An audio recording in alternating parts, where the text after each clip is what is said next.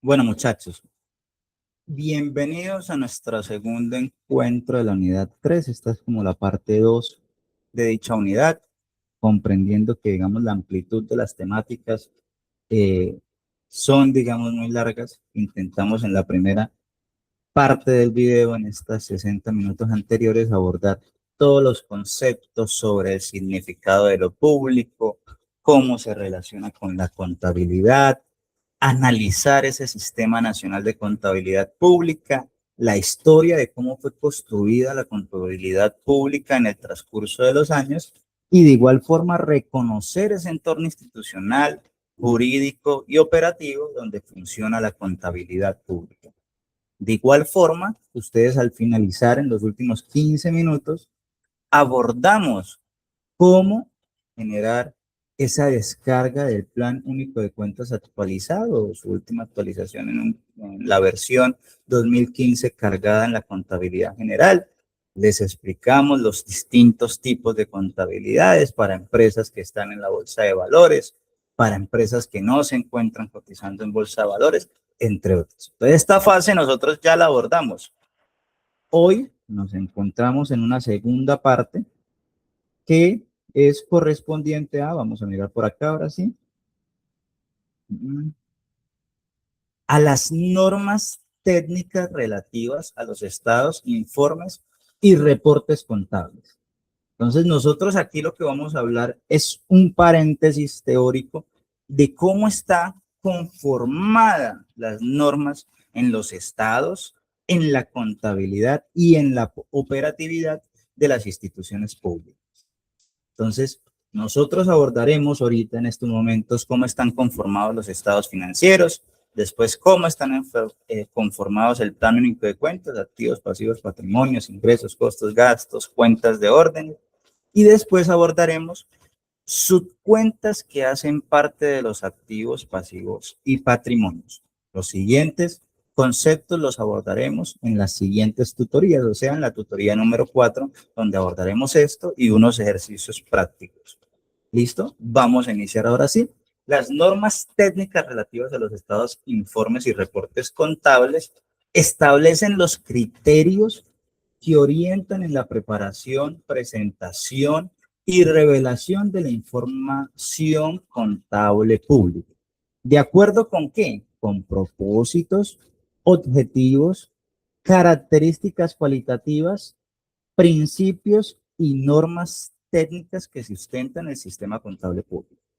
¿Cuál es esa finalidad de los estados, informes y reportes? Es satisfacer la información de los distintos usuarios, comprendiendo que usuarios no somos solo los tomadores de decisiones dentro de las instituciones, sino el público en general, las entidades que auditan, entre otros. Permitiendo en esto sí, con esta información, conocer la situación financiera, económica, social y ambiental de la entidad pública, así como que, como su actividad, el potencial que puede tener en los siguientes años de servicio y la capacidad de generar recursos, ¿con qué? Con el objetivo de conocer cuál es su capacidad financiera de endeudamiento, de financiación propia, entre otros. Los estados, informes y reportes contables deben de prepararse y presentarse en forma comparativa con los del periodo inmediatamente anterior, siempre que tenga duración equivalente y conforme a las normas aplicables. ¿Eso qué quiere decir? Que nos comparamos con el análisis financiero, ustedes lo ven, análisis financiero horizontal y vertical. Entonces sabemos que nos comparamos con el 2025 y 2026, en este caso 2024 y 2025, para ver cómo nos dio los resultados en crecimiento de ingresos, en disminución de costos, de gastos, en contratación pública, entre otras situaciones. Eso ustedes lo han abordado en la materia de análisis financiero. Pero nosotros ven un concepto muy importante que es la materialidad en la preparación y presentación de la información contable. Pero nosotros, para comprender esto, es importante devolvernos al concepto de materialidad. Entonces, en contabilidad, una partida es material cuando ¿qué? Cuando su valor o su naturaleza sí puede influir en las decisiones de quien lee la información financiera. Entonces, cuando su valor es muy amplio, puede influir en la toma de decisiones de la persona que está auditando, de la junta directiva, del gerente, en este caso el alcalde, el gobernador, entre otros. Entonces, es material cuando su valor o su naturaleza sí puede influir en las decisiones de quien lee la información. Si el dato es pequeño y no cambia realmente, el análisis no es material. Si el dato es suficientemente importante como para afectar la lectura de los estados financieros, sí es material. Vamos aquí a mirar unos ejemplos. Entonces, la materialidad en los estados, en las instituciones públicas, en la preparación y presentación de los estados, informes y reportes contables, debe tenerse en cuenta la materialidad de la cuantía y la naturaleza de las partidas o hechos económicos. En cuanto a la, en cuanto a la cuantía, la materialidad se determina en relación con ¿qué? Con rubros como lo son. ¿Cuál es nuestro activo total? ¿Cuál representa nuestro activo corriente y no corriente? ¿Cuál es nuestro pasivo total? ¿Cuál es nuestro pasivo corriente? ¿Y cuál es nuestro pasivo no corriente patrimonio? Los resultados del ejercicio, según corresponde, digamos, el análisis que estemos realizando.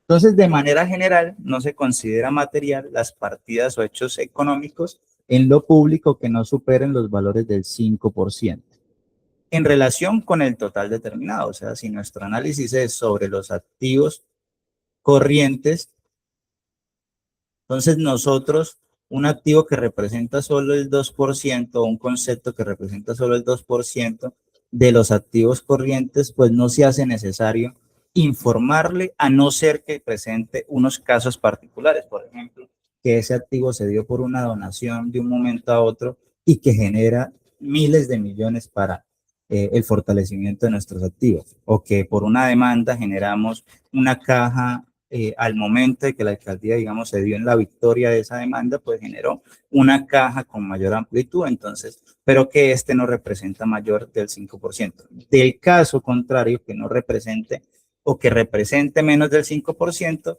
pues no se considera un concepto de materialidad para ser informado en los estados financieros generales, ¿sí? Cuando está entre el 5% y el 10%, algunas partidas podrán considerarse materiales y otras no, dependiendo de la incidencia que ocurrió, por qué se dio. Y las partidas superiores al 10% deben considerarse materiales por su impacto significativo en la información contable. En cuanto a la naturaleza, debe analizarse si la partida corresponde a qué. Así es una actividad ordinaria, como les mencionábamos, o sucedió extraordinariamente. Representan riesgos o oportunidades para la entidad, porque no solo estamos hablando de activos, sino estamos hablando de pasivos, de los resultados del ejercicio, de nuestros gastos, obligaciones influye significativamente en el resultado que se da. O sea, puede ser que esta variable, pues puede, si nuestra utilidad es solo del 3% y esta variable representa el 6%, sí puede tener una influencia muy importante en los resultados obtenidos o si compromete la continuidad del funcionamiento de la entidad pública. Entonces es importante en estos conceptos de materialidad conocer el funcionamiento de este. Pero esto vamos a verlos con unos ejemplos muy rápidos. Si una partida, ya es un concepto, no supera el 5% de un total de referencia, en general no se considera material. Es decir, normalmente se entiende que ese valor no cambia de forma importante. Entonces, ejemplo, suponga que el activo total de una entidad pública es de 100 millones de pesos. El 5% son 5 millones de pesos. Si hay un concepto en ese activo que vale solo 2 millones, entonces representa solo el 2% del total. Eso en principio no sería material. Si la partida está entre el 5 y el 10%, entra en una zona gris, ahí no se puede decir automáticamente que sí o que no. Entonces ahí es donde comenzamos a analizar si es un 6%, influye en la utilidad del ejercicio, en el resultado de la operatividad de la institución, pues hay que mirar esa importancia real. Si el activo total, ejemplo, ya es de 7 millones, la partida de 7 millones, pues el contador, si es así, va a afectar una decisión, si corresponde a un hecho raro. Puedo estar acá, quedarme la llamada. a un hecho raro, si está presentando, al no colocarlo como tal, cambiaría la interpretación de la situación financiera para los tomadores de decisiones, entre otros. Y si la partida supera el 10%, entonces debe de considerarse material, porque ya tiene un peso importante dentro del total. Ejemplo, si una partida vale 15% de los 100 millones, eso ya no es como tal pequeño, porque representa el 15% de los activos que tiene la institución. Entonces, estos activos deben de ser demostrados o digamos, detallados en los estados de situación financiera o en los estados de información financiera. Entonces aquí abordamos, cuando nosotros ya abordamos lo de materialidad, comenzamos a hablar que existe una certificación de los estados, informes y reportes contables. Entonces, en este caso, al representar la situación financiera, económica, social y ambiental de la entidad pública, deben certificarse cada uno de estos estados financieros por parte de quién, del representante legal, llámese rector, alcalde, gobernador, gerente y del contador público. Por eso es tan importante la defensa de la profesión contable. ¿Por qué? Porque nosotros tenemos una tarjeta profesional y ese código de 6 dígitos nos hace muy diferentes porque nosotros somos los que firmamos y certificamos esos estados, informes y reportes contables. Esta certificación indica que los saldos fueron tomados fielmente de los libros de contabilidad y que la información se elaboró conforme a principios, normas técnicas, procedimientos, que refleja fidedignamente la información que está plasmada en la contabilidad de la institución, entre otras. Eso es un concepto muy básico de comprender que el representante legal y el contador público son los que firman los estados de información financiera, estados de situación financiera, y de igual forma en compañía en algunos casos, dependiendo de el cumplimiento de la norma, su revisor fiscal. Entonces, en este concepto, la Contaduría General de la Nación hablaba de unos estados financieros básicos que tienen unos elementos, unas naturalezas que son cuantitativas y cualitativamente. Entonces, que estos estados financieros nos permiten conocer 3 líneas bases para la toma de decisiones. El primero, el reconocer cuáles son nuestros elementos institucionales. ¿Qué son nuestros elementos? Nuestros activos, nuestros pasivos, nuestros patrimonios, entre otros. ¿Esto qué significa? Que son los componentes básicos que usa la contabilidad pública. ¿Para qué? Para registrar la realidad económica de una entidad. Entonces, los componentes como lo son los ingresos que tiene la entidad son componentes básicos que nos permiten conocer la realidad de la empresa, o sea, en este caso de la alcaldía o de la institución pública. De naturaleza cualitativa, entonces nos dice o nos permite tomar la información pública y nos dice, venga, no, nosotros acá no solo recibimos información contable, también hay información que nos permite evaluar los resultados. Si esta entidad cumple metas, cómo va nuestra gestión de nuestros objetivos, porque es que el tema contable de los ingresos van encaminadas o van con un seguimiento de las metas de control fiscal. Nuestro objetivo es constituir 3 hospitales. Nuestras metas son los 3 hospitales. No estamos hablando de dinero económico.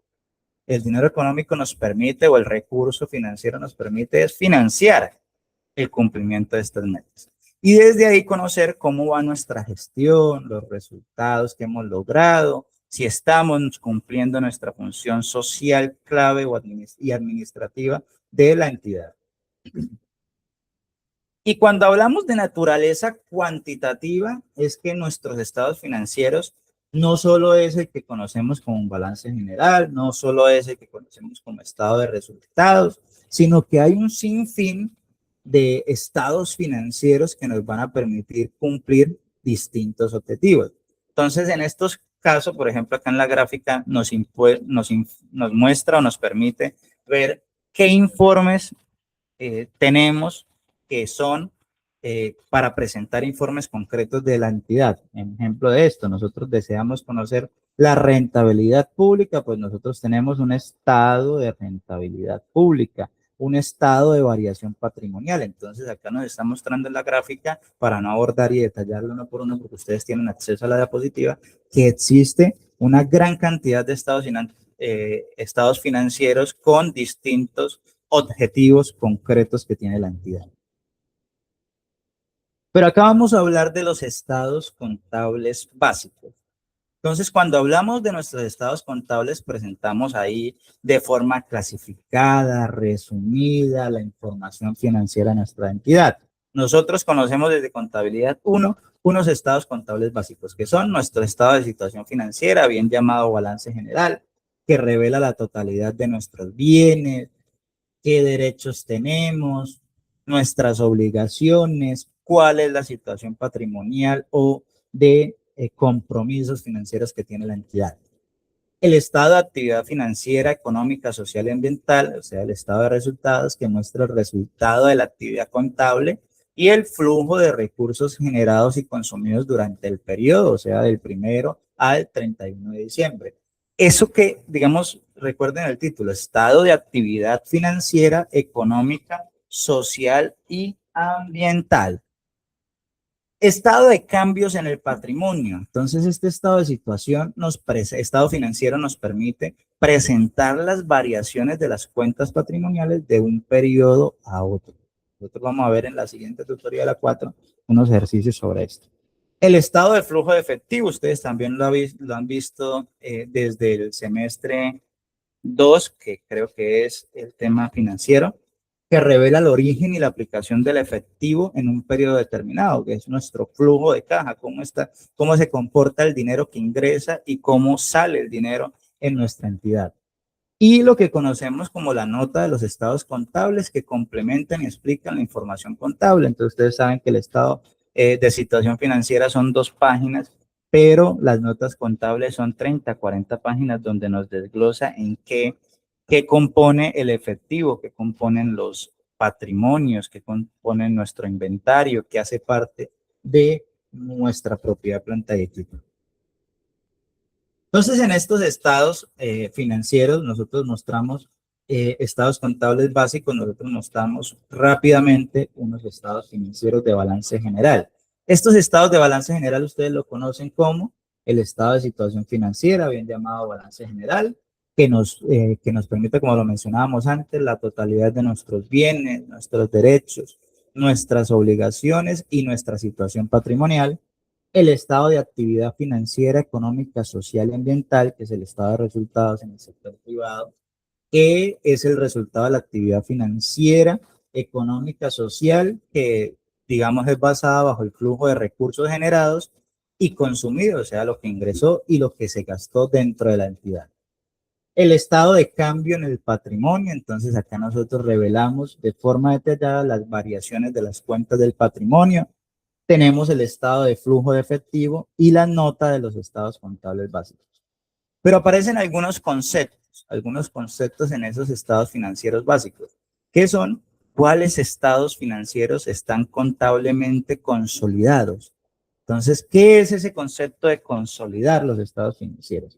Es revelar la situación, la actividad y los recursos financieros de un grupo de entidades contables que conforman centros de consolidación, como si se tratara de solo una entidad contable. Ejemplo, como la nación o el sector público o otros niveles, otros sectores en una fecha o durante un periodo determinado. Por ejemplo, el Ministerio del Interior pues tiene sus propios estados financieros, pero el Ministerio del Interior hace parte ¿de qué? De la nación. Entonces la nación cuando va a hacer su rendición de cuentas pues presenta unos datos generales, pero que conocemos que hay una línea de gastos e ingresos destinados por el Ministerio del Interior. Específicos, ¿se preparan para qué? Para satisfacer las necesidades particulares. ¿Cuáles son esas necesidades particulares? Es que si nosotros deseamos conocer, nos devolvemos un poquito para acá, necesitamos conocer la rentabilidad pública, pues hacemos unos estados de situación financiera específicamente para conocer nuestra rentabilidad pública. Informes contables complementarios. Entonces, cuando nosotros hablamos de estos informes complementarios, se separan con sujeción a las reglas de clasificación estratégica de la información financiera. Por ejemplo, cuáles son nuestros informes de objetivos, nuestros tableros de control, cuál fue nuestro informe de ahorro, que entonces nosotros le vamos a decir a la comunidad, este es nuestro informe de ahorro que hemos tenido como institución pública, cuáles son nuestro informe de fuentes de financiamiento. Entonces ahí nos permite es cómo estamos en el pasivo y en el patrimonio actualmente.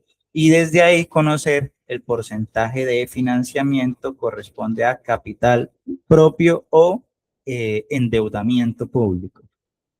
Y los reportes contables, que son informes de propósito específico, desarrollados, por ejemplo, la Contaduría General de la Nación, que son informes destinados para entidades públicas de carácter obligatorio, por ejemplo, el formulario de saldos y movimientos, que lo vamos a ver, si Dios nos lo permite, en la siguiente tutoría. En esa siguiente tutoría vamos a ver cómo están conformados nuestros formularios de movimientos, cómo se hacen en las plantillas Excel y cómo se envían a la Contaduría General de la Nación como cumplimiento de las obligaciones institucionales de las gobernaciones, alcaldías y entidades públicas descentralizadas. Pero para eso, acá abordando los estados financieros, pero para eso aparece un concepto de un manual de procedimientos. Entonces, el manual de procedimientos en la contabilidad pública constituye la herramienta técnica de obligatoria aplicación para los entes públicos. Entonces, este manual nos orienta qué es, cómo se debe registrar, cómo se validan, cómo se confrontan, entonces, cuál es la medición inicial, cómo se puede considerar deterioro de dicha obligación, entre otras situaciones. Entonces, asimismo, ese manual de procedimientos establece las pautas, los criterios prácticos, los ejemplos para la aplicación de la norma técnica. Ustedes lo veían en el video anterior de la tutoría 3, no 3, esta es la 3.1. La tutoría 3, al finalizar, hablábamos de cómo desde los conceptos de la Contaduría General hacen unas explicaciones técnicas en la valorización, depreciación, provisiones desde la Contaduría General. Entonces acá vamos a abordar rápidamente la estructura. Entonces ustedes dirán, bueno, la contabilidad, como lo ha mencionado el profe, la contabilidad pública y la privada, pues son totalmente distintas. Y no, realmente el catálogo general de cuentas está integrado por las mismas 9 clases que conocemos. Se dividen en sus grupos cuentas, subcuentas y auxiliares con el fin de garantizar de manera sistemática la información. Entonces, las primeras clases se componen con activo, pasivo, patrimonio. Después usted encuentra de igual forma ingresos, gastos, costos de venta y de operación, los costos de producción y las cuentas de oro. Entonces, ustedes estamos haciendo recorderis de contabilidad 1. La 1, 2 y 3 representa la situación financiera. La 4, 5, 6 y 7 representan las cuentas de resultados que sirven para los estados de resultados, estados de actividades, en este caso contabilidad pública, el estado de actividad financiera, económica, social y ambiental. Y finalmente las clases 8 y 9 que representan las contingencias y revelan información para efectos de control, o sea, las cuentas de orden. Entonces, el catálogo general de cuentas de por sí está conformado por varios niveles de clasificación, lo veíamos en la tutoría 2. El primer dígito corresponde a la clase, el segundo al grupo, el tercero y cuarto a la cuenta, y el quinto y sexto a la subcuenta. Entonces, desde ahí se habilitan algunos auxiliares. Ustedes lo conocen, 11, 1110, 1110.05 y 1110.05.01, llegado el caso, sí, tienen varias cuentas. Entonces, un de recorder y rápido. Activos corresponde a los activos y agrupa los bienes y derechos de la entidad pública. En el contexto del sector público, pues su reconocimiento no se limita a la generación de unos beneficios económicos, sino que también responde al potencial del servicio y cumplimiento del cometido estatal, ¿no? Recuerden que, digamos, el objetivo principal de la entidad pública no es la generación de las utilidades, ¿no? Sino el apoyo de la transformación social como dentro de su zona de impacto. Entonces, en esta clase se ubican el efectivo, las inversiones, las cuentas por cobrar, propiedad, planta y equipo, entre otros. En la clase 2 nosotros ya conocemos también qué son los pasivos. Entonces, en el ámbito público, estas obligaciones surgen del desarrollo de la función administrativa, de la ejecución presupuestal, de relaciones laborales, o sea, pagos contractuales o legales que tenga la institución, que son compromisos de la gestión estatal que tiene la entidad. En esta clase se incluyen, entre otros, préstamos por pagar, cuentas por pagar, obligaciones laborales y otros pasivos de más. Y sus cuentas son de naturaleza crédito.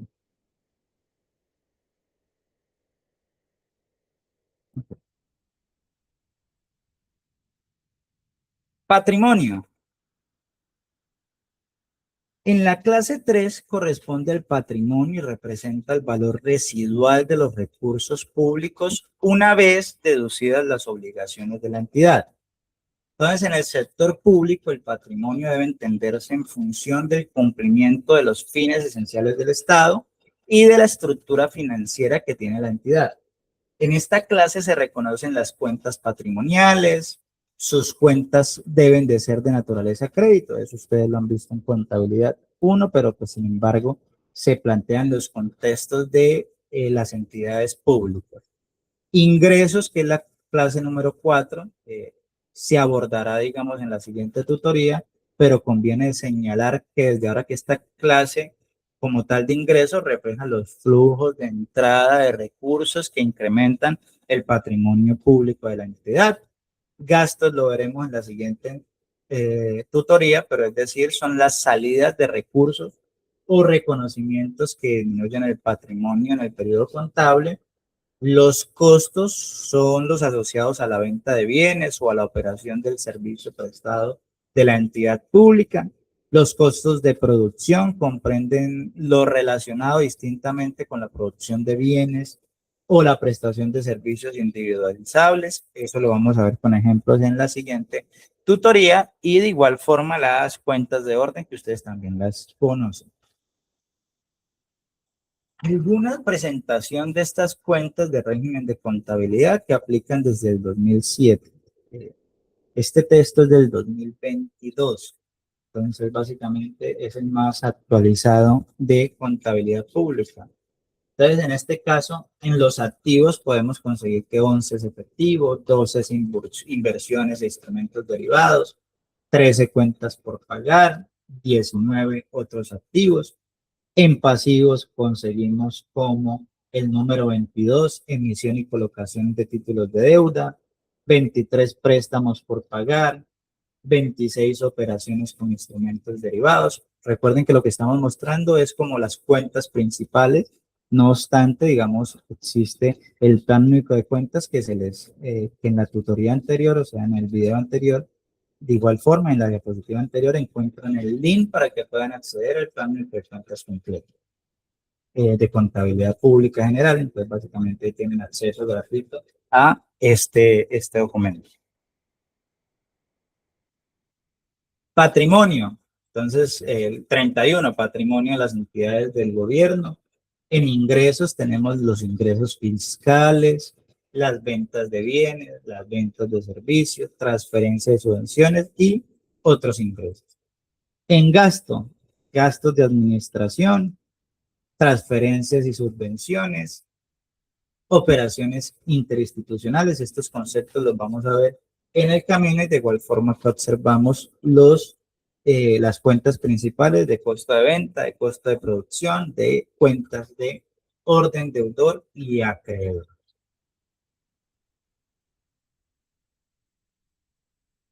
Nosotros, nuestro objetivo como tal, al momento de iniciar nuestro segundo encuentro virtual de grabación, era primero abordar los estados financieros, comprendiendo que en los estados financieros, acá nos muestran que existen unos elementos, y que de estos mismos elementos, que son 9 elementos, los 9 elementos permiten constituir distintos estados financieros básicos de naturalezas cuantitativas.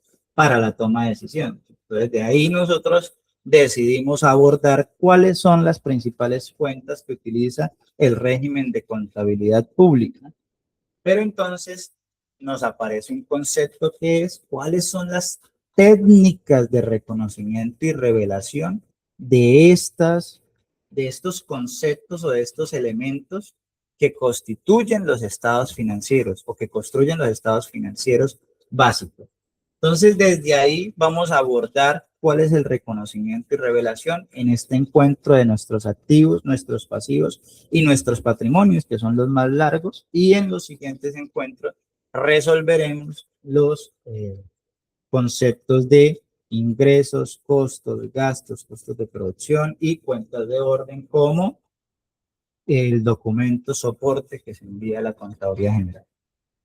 Entonces, las normas técnicas de contabilidad pública son el conjunto de criterios que orientan las etapas de reconocimiento y revelación de los hechos que afectan a una entidad pública. Cuando hablamos de reconocimiento, nosotros no nos referimos al momento en que un hecho económico debe incorporarse a la contabilidad. Nosotros cuando hablamos de revelación, cuando hablamos de reconocimiento nos referimos al momento en que un hecho económico debe incorporarse a la contabilidad. O sea, nosotros lo reconocemos. Y cuando hablamos de revelación nos referimos a la forma en que esa información se va a presentar en los estados contables y en sus notas. Entonces, la revelación es cómo al momento de presentar nuestros estados financieros va a ir el concepto de efectivo, por ejemplo. Entonces, ¿qué busca esta norma como tal, esta norma técnica de contabilidad? Es que nosotros podamos desde la entidad pública, tanto de la entidad que controla, que hace control del cumplimiento de la norma, como la entidad que ejecuta y como la entidad que legisla bajo estos supuestos, tenga control, rendición de cuentas, gestión eficiente y transparencia en la administración de este recurso.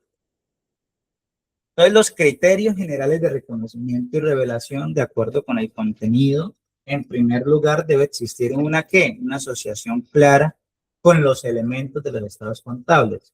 ¿Qué quiere decir esto? Que sea un activo, un pasivo, un patrimonio, un ingreso, un costo, un gasto. En segundo lugar, debe existir la certeza sobre la expectativa de aplicación de recursos para el cumplimiento de las funciones estatales. ¿Esto qué significa? Que el hecho debe guardar relación real con la actividad del ente público. Entonces nosotros, cada una de las expectativas o cada una de el reconocimiento de los movimientos financieros se dan porque guardan relación con la actividad que tiene nuestra alcaldía o nuestra universidad o entidad pública que estamos asesorando. Y en tercer lugar, la partida debe poder medirse confiablemente. Eso siempre lo hemos dicho desde contabilidad 1, y es que usted al momento de plasmar el resultado, al momento de reconocer la deuda, es porque usted puede medir fiablemente, confiablemente, el resultado de esa deuda, o sea, el valor claro de esa deuda. Entonces, aunque también pueda expresarse de manera cuantitativa en términos cuantitativos físicos o cuando así lo corresponde, o sea, cuando podemos conocer la viabilidad de ese resultado. En otras palabras, no todos hechos se llevan a la contabilidad de forma improvisada, o sea, debe existir una base técnica que justifique el reconocimiento y su adecuada presentación. Nuestra base de evaluación. Entonces, otro aspecto importante dentro de las normas técnicas es la evaluación. ¿Esto qué significa? Establecer con qué valor se reconoce o actualiza un bien, un derecho u obligación. Entonces, la base principal de todo reconocimiento contable es el costo histórico. Ese concepto ustedes lo han escuchado en muchas ocasiones. El costo histórico representa el valor asignado de los bienes, derechos, servicios, obligaciones y demás transacciones en el momento en que ocurren. Es decir, se parte del valor real de la adquisición o del valor originalmente determinado. Ahora bien, el costo histórico no siempre permanece intacto. La norma también contempla algunos criterios de actualización de ese costo histórico. Entonces, esos criterios de actualización es el costo reexpresado, por ejemplo.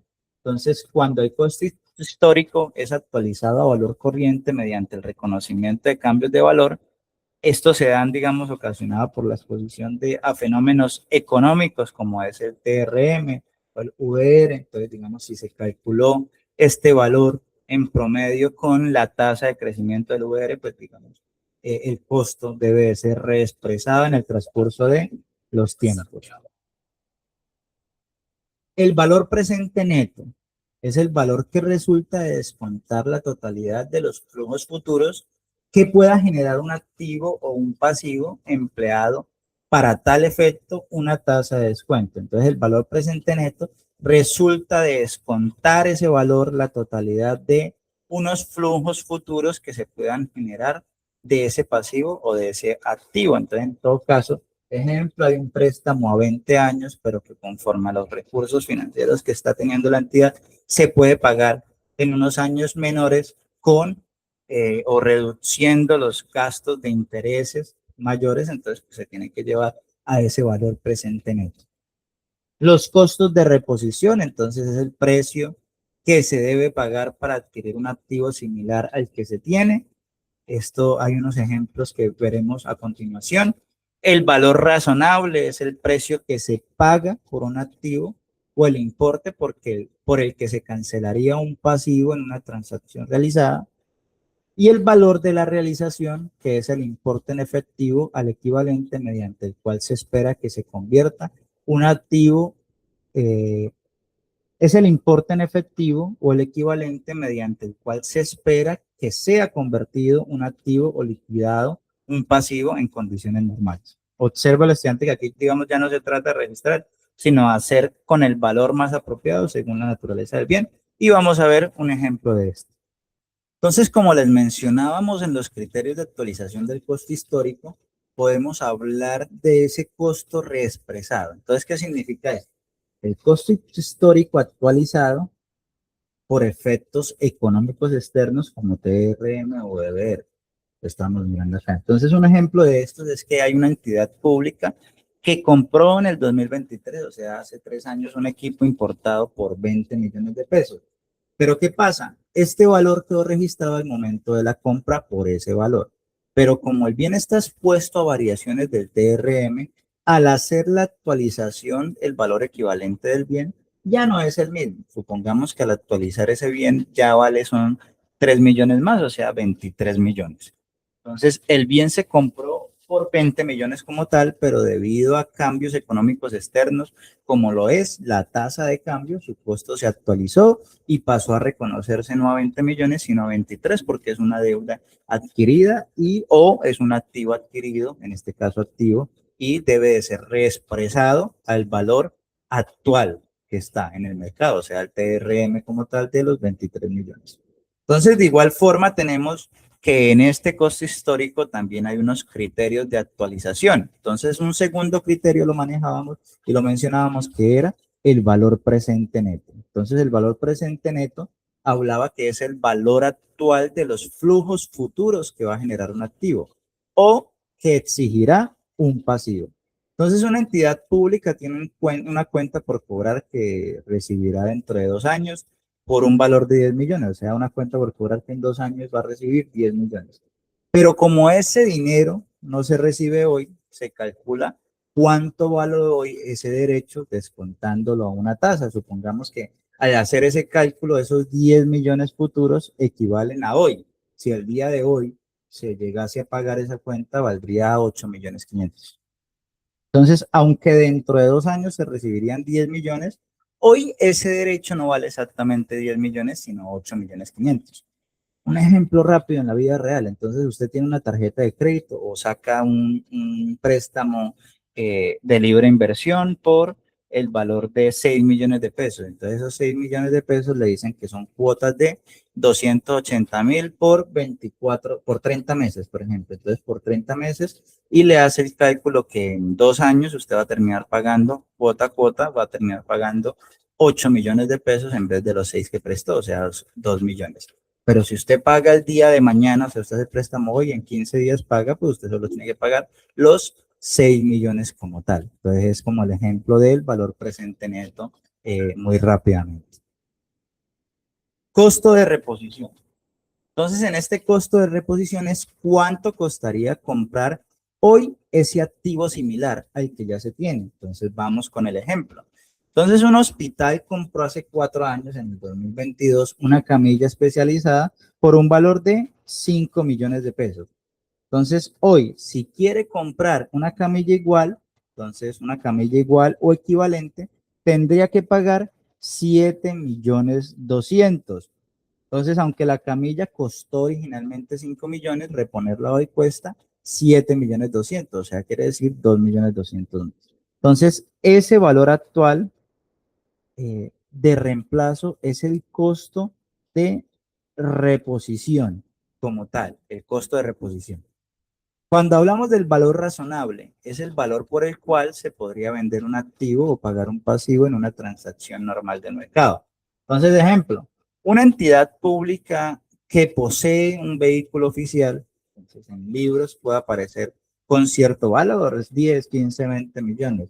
Pero al revisar el mercado de los vehículos similares, se observa que hoy ese vehículo realmente podría venderse en 38 millones. O sea, en la cuenta le puede ser que la camioneta vale 100 millones, pero usted al momento de venderla con el kilometraje que tiene es de 38 millones nada más que le podrían pagar. Entonces, si en un mercado activo un vehículo similar se negocia por 30 millones, ese puede considerarse su valor razonable. ¿Por qué? Porque refleja el precio del mercado en condiciones normales, o sea, no puede haber o no se consideraría que usted estuviese haciendo un detrimento patrimonial o estuviese haciendo una gestión con la finalidad de no aumentar sus activos, sino mediante el valor razonable disminuir sus activos, entre otras situaciones. Y por último, en las mediciones, en la tabla se les mostrábamos los criterios de actualización del costo histórico, tenemos el valor de realización. Entonces, es el valor en efectivo que se espera obtener al convertir un activo que tenemos en dinero, o sea, al venderlo, al liquidar ese activo o con el que se espera liquidar un pasivo en condiciones normales. Entonces, un ejemplo de esto es que una entidad pública tiene materiales en inventario registrados por 12 millones de pesos. Tenemos inventariados 12 millones, pero estima que si los vende hoy en condiciones normales, solo tendría 10 millones 500 de ese televisor que tiene en inventario. Entonces, aunque el inventario realmente ese televisor figure por 12 millones, realmente lo que se espera obtener al realizar o al transformar ese activo o ese inventario en efectivo es de 10 millones 500. Entonces, la realidad en el valor del costo histórico es el valor de realización. Entonces, venga, vamos a calcular o vamos a inventariar conforme al valor de realización esperado. Entonces, para resumir todo el tema de nuestros criterios de actualización de costo histórico, tenemos un ejemplo comparativo de todos. Entonces, vamos a usar un mismo bien para poder mostrar cómo cambian estos criterios. En este caso, el vehículo oficial. La entidad compró un vehículo por 80 millones, entonces compramos una camioneta con un valor de 80 millones. Entonces, el costo histórico como tal son los 80 millones. El costo de reexpresarlo por actualización económica, o sea, si lo hubiésemos comprado en Estados Unidos y lo traemos aquí y lo sacamos, pues ya aumentó el valor eh, y ahora está en 86 millones, pues ese costo es el costo reexpresado porque está en TR. El costo de reposición lo mencionábamos que es cuánto costaría comprar hoy un activo similar. Entonces, en el transcurso de 2 años, entonces si se compra esa misma camioneta, hoy cuesta 95 millones. El ejemplo de la camioneta Duster, que cuando nosotros la adquirimos en 68 millones y ahorita una camioneta Duster está entre los 120 millones. Valor razonable, ese 83 millones según el precio del mercado. Entonces, lo que le dicen el valor razonable es el valor que donde usted fuese a vender ese activo pudiese recibir. Y el valor de realización es lo que realmente se espera recibir al venderlo. O sea, usted lo más probable es que reciba 83 millones, pero al momento de venderlo o al momento de publicar en Marketplace La camioneta le ofrecen solo 81 millones, entonces ese es el valor de realización. Y el valor presente neto, que lo mencionábamos acá, que es el valor actual de los flujos futuros que van a generar un activo. Entonces, si el vehículo genera flujos futuros estimados, se calcularía el valor actual. En este caso, digamos, no genera unos flujos estimados. Entonces, como vemos, no siempre un activo tiene un único valor, dependiendo del criterio técnico que esté utilizando el contador de esa institución pública. Puede presentar diferentes mediciones de ese costo histórico y cambiar su valor de medición de los activos. Entonces, como nosotros estábamos hablando de las normas técnicas de contabilidad pública y reconocimiento, ahora vamos a enfatizar en nuestro estado de situación financiera. Entonces, en este caso ya vamos a comenzar a hablar sobre las normas técnicas relativas a los activos en la contabilidad pública. Entonces, cuando nosotros hablamos de esto, establecemos criterios de reconocimiento y revelación de los bienes y derechos de nuestra entidad pública. Estos activos son, como ustedes lo reconocen, tangibles o intangibles y están relacionados con el desarrollo de nuestra institución, o sea, del cometido estatal.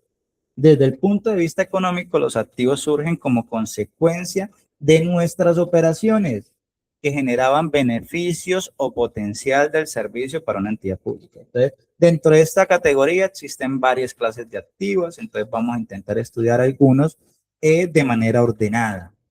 Entre esos iniciamos con el 4.1, que sería inversiones en instrumentos derivados con fines de cobertura, o sea, con fines de cumplimiento de nuestra política financiera, nuestra política económica y nuestra política social del Estado.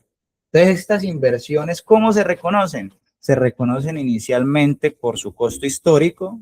El ejemplo ya lo tenemos aquí. Su costo histórico es el costo al momento de generar la compra y será actualizada atendiendo criterios como la intención de realización, disponibilidad de información en el mercado, el grado de control e influencia sobre el ente receptor, la aplicación metodológica sobre si utilizamos valor razonable, valor presente, participación patrimonial o método de costo.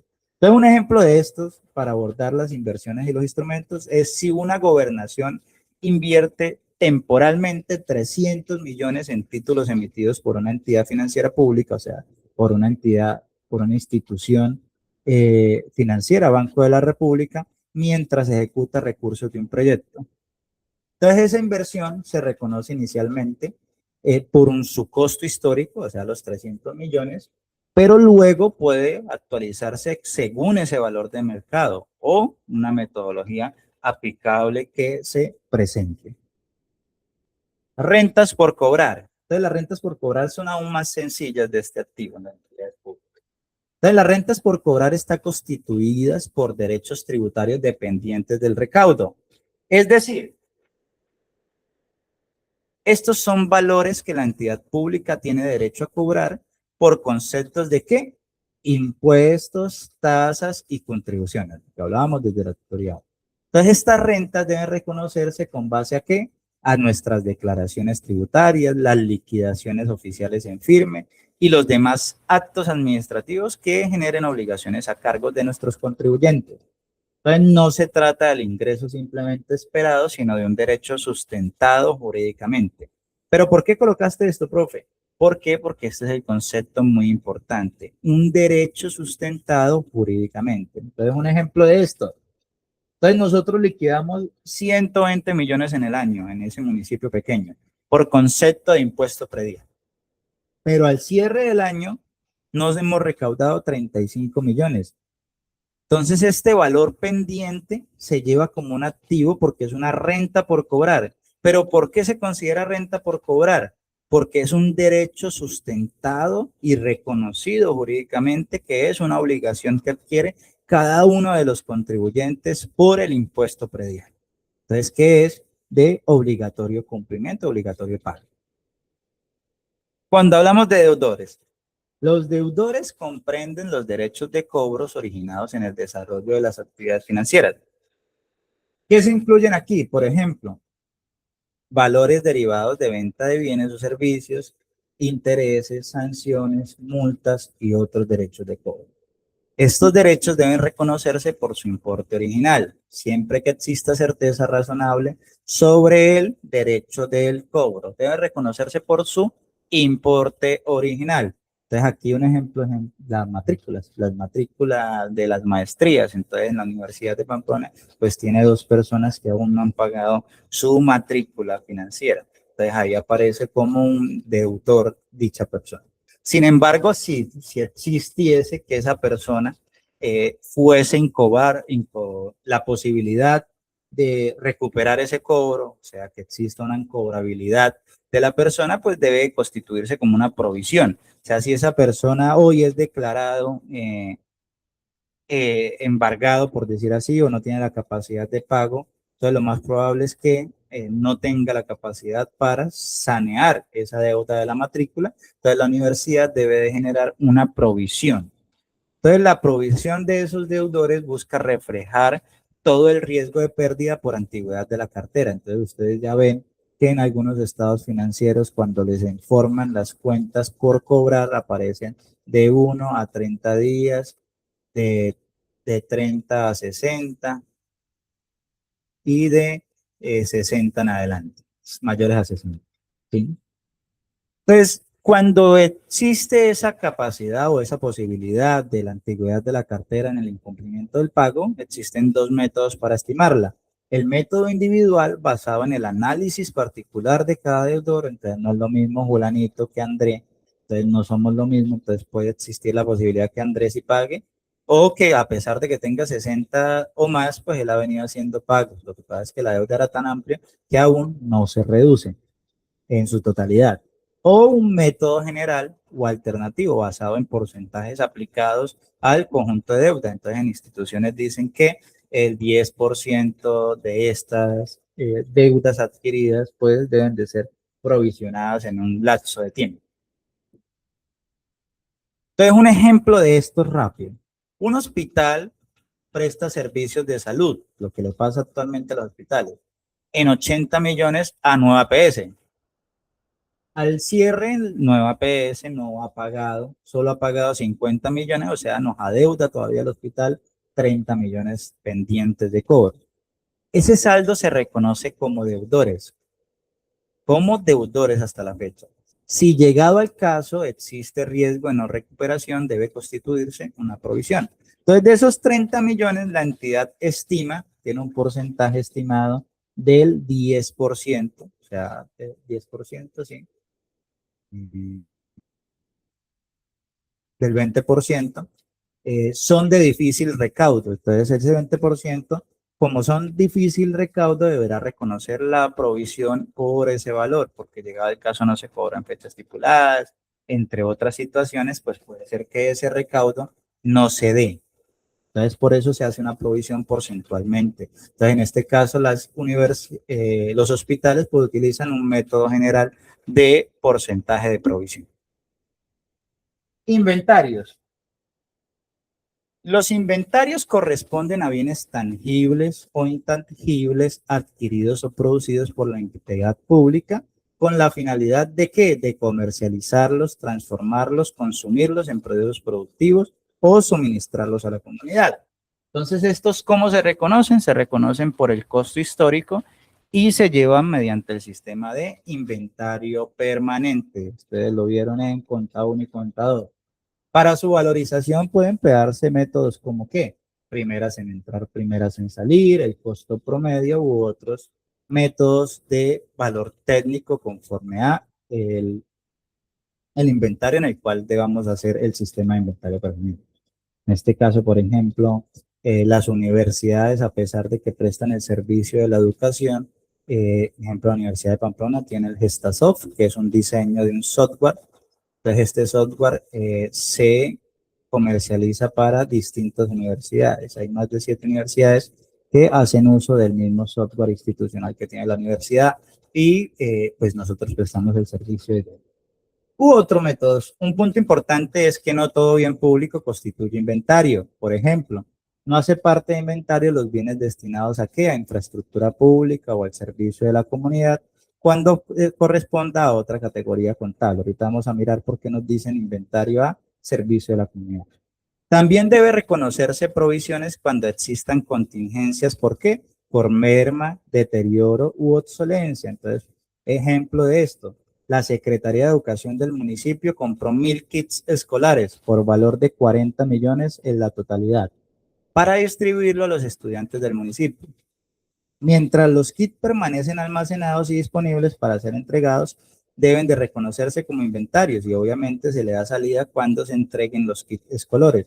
Pero si existe la posibilidad de que estos sean deteriorados o que, por ejemplo, los cuadernos se dañen, pues debemos de generar las provisiones correspondientes. Hablamos de propiedad, planta y equipo. Esta es una de las categorías más importantes en la contabilidad, tanto pública como privada. Entonces, ahí nosotros incluimos los bienes tangibles, construidos, terminados o en proceso, que permiten a la institución producir bienes, prestar el servicio o atender necesidades sociales y que de ninguna manera están destinadas a la venta. Entonces, la infraestructura de la alcaldía, los buses destinados a el manejo, los buses con el que se atiende a la gente en los barrios, entre otras. Estos deben de ser reconocidos con el costo histórico y posteriormente se pueden actualizar con métodos de reconocimiento, métodos de reconocido valor técnico que permitan esa medición fiable. Entre esos, dentro de estos grupos de propiedad, planta y equipo hace parte de las edificaciones, los cables, la maquinaria, el equipo médico, muebles que tienen en las oficinas, los equipos de transporte, los de comunicación, equipos de computación, entre otros. Un ejemplo de estos es que una alcaldía adquiere una ambulancia por un valor de 280 millones para fortalecer la atención en salud del municipio en las zonas rurales, por ejemplo. Cúcuta tiene el caso de que el 94% de nuestros habitantes viven en el 6%, en el 6 o 3% de la ciudad como tal, y que hay una zona rural muy amplia, pero no es conectada. Entonces, pues se adquiere la alcaldía una ambulancia para poder llevar la salud a a cada uno de estos corregimientos, era la palabra. Entonces, estos corregimientos, pues se adquiere esa ambulancia para dicho transporte. Entonces, en este caso se reconocería esa ambulancia como una propiedad, planta y equipo, porque se va a utilizar de manera continua para prestar el servicio netamente de la institución, un servicio social. El bien sirve para la operación de la entidad y para cumplir esa función pública como tal y no tiene una función comercial. Pero estos bienes pues tienen una depreciación y nosotros tenemos que también calcular dicha depreciación en el transcurso de los años. Entonces son depreciables aquellos bienes que pierden capacidad normal de operación para el uso, el tiempo, la obsolencia o el deterioro. Entonces la depreciación representa el reconocimiento sistémico del valor de la propiedad. Entonces, en este caso ustedes están viendo años de vida útil para activos depreciables, en este caso ejemplo edificaciones 50 años, la red, líneas, cables aéreos y sus accesorios 25 años, maquinaria de equipo 15 años, vamos por acá, equipo de computación y accesorios, solo 5 años. Ustedes ya después lo pueden ir revisando los años de vida útil para activos depreciables. Después hablamos sobre diferencia entre valor en libros y la diferencia en el avalúo. Entonces, el valor en libros es el valor contable que aparece registrado. El avalúo, en cambio, corresponde a una estimación técnica del valor del bien. Entonces, cuando el avalúo muestra un valor superior al registrado, puede generarse una valorización, la cual debe reconocerse de forma separada. Esto es especialmente importante en bienes inmuebles y otros activos significativos del sector público. Entonces, lo que ustedes están viendo ahí a continuación es que un concepto que nosotros estamos hablando hoy que es constante, digamos, en las instituciones públicas, y es esa valorización, que a la ciudadanía hoy le llegó un aumento del predial por el concepto de valorización. ¿Y qué quiere decir que esa valorización? Pues que el avalúo de la oficina, el avalúo de su casa, pues es mayor que lo registrado al momento de generar dicha compra. O sea, su casa era de 46 millones, pero al momento de generar el avalúo nos damos cuenta que a casa no le costó 46, sino que el valor comercial al momento de vender, si usted la vende hoy, equivale a 200 millones de pesos porque la zona y el sector se mejoró, entre otras situaciones. Bienes de beneficio, y aquí aparece un concepto que no se ve en las entidades privadas, que son los bienes de beneficio de uso público, históricos y culturales. Entonces, bienes de beneficio de uso público como también históricos y culturales. Aquí entran todos los bienes destinados a uso de la comunidad, que tienen tanto para hacer deporte, para cultura, para la historia de nuestros municipios. Entonces, se tratan de bienes que cumplen una función social, están orientadas al bienestar colectivo y no se administran con fines de rentabilidad económica, sino del ejercicio público, de la transformación social. Entonces, esos bienes deben reconocerse contablemente y revelarse según la naturaleza del bien, situación y condición de ejemplo. Esos son los conceptos, yo estoy abordando el concepto y después un ejemplo. Entonces, el ejemplo.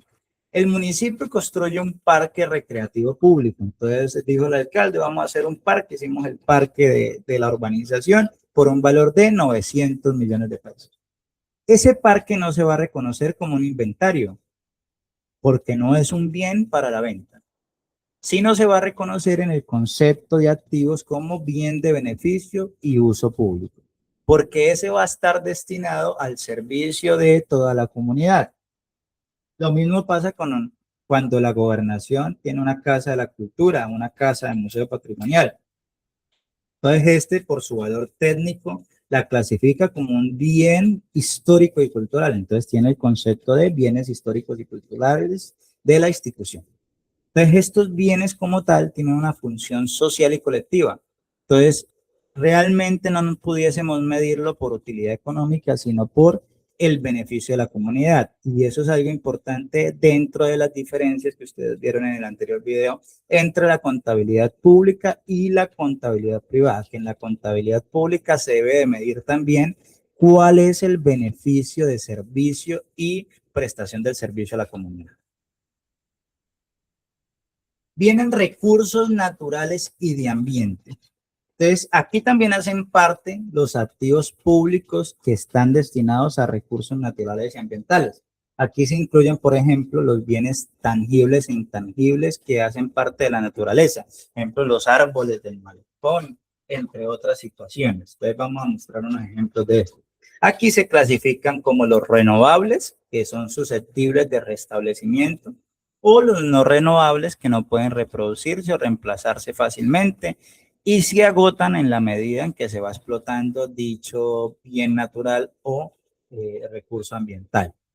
Entonces, para estos se utilizan unas amortizaciones cuando no son bienes no recuperables, que son las inversiones realizadas a recursos naturales renovables y no renovables en explotación, deben amortizarse tomando como base el periodo estimado para una recuperación de la inversión. Un ejemplo de esto. Una entidad pública tiene bajo su responsabilidad una cantera municipal utilizada para hacer las obras viales. A tratarse de un recurso no renovable, debe reconocer no solo esa existencia, sino también el agotamiento a medida que se va explotando esa cantera municipal. Otro ejemplo de esto, una autoridad, ejemplo la Corponor en este departamento norte de Santander, reconoce una reserva forestal protegida como recurso renovable sujeto a conservación, control y medición térmica. Entonces, esa reserva forestal protegida se hizo un análisis técnico, un análisis económico y dijo, esto aproximadamente en tema comercial costaría esto. Entonces, nosotros lo llevamos a el concepto de recursos naturales y ambiente. Entonces, la contabilidad pública o estos conceptos, igual que el histórico y cultural, no solo registra edificios, vehículos o dinero, también nosotros debemos de reconocer los recursos naturales que pertenecen al Estado y que deben controlarse técnicamente y ambientalmente. Para finalizar en los conceptos de activos y pasar ya a activos y pasivos que son más cortos, en otros activos aquí nosotros vamos a encontrar todo lo que no hace parte de los otros ejemplos que vimos en el transcurso de la tutoría. Que aquí encontramos bienes y derechos de proceso de titularización, bienes recibidos en dación de pago, o sea, que nos entregaron por una deuda, activos adquiridos de instituciones inscritas, bienes adquiridos en leasing financiero, bienes de arte y cultura, intangibles, cargos diferidos, bueno, entre otras. Entonces, los reconocimientos de otros conceptos que son considerados otros activos, ahí hacen parte los bienes de arte y cultura, y los intangibles se reconocen por sus costos históricos y deben de ser pues constantemente actualizados. Las responsabilidades se reconocen por el costo de reposición para garantizar el mantenimiento del patrimonio, y los bienes recibidos en dación de pago o adquiridos de instituciones inscritas se reconocen por el valor convenido. Entonces, clasificación importante para esto. Ahorita vamos a ver un ejemplo acá abajito.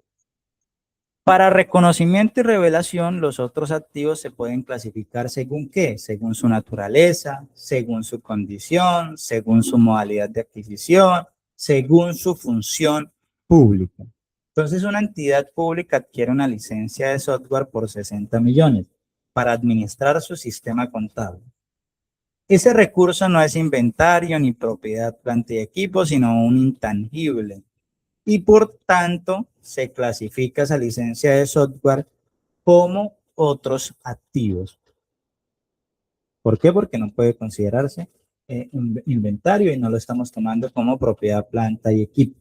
Entonces, una entidad recibe, por ejemplo, un inmueble en dación de pago por una deuda pendiente.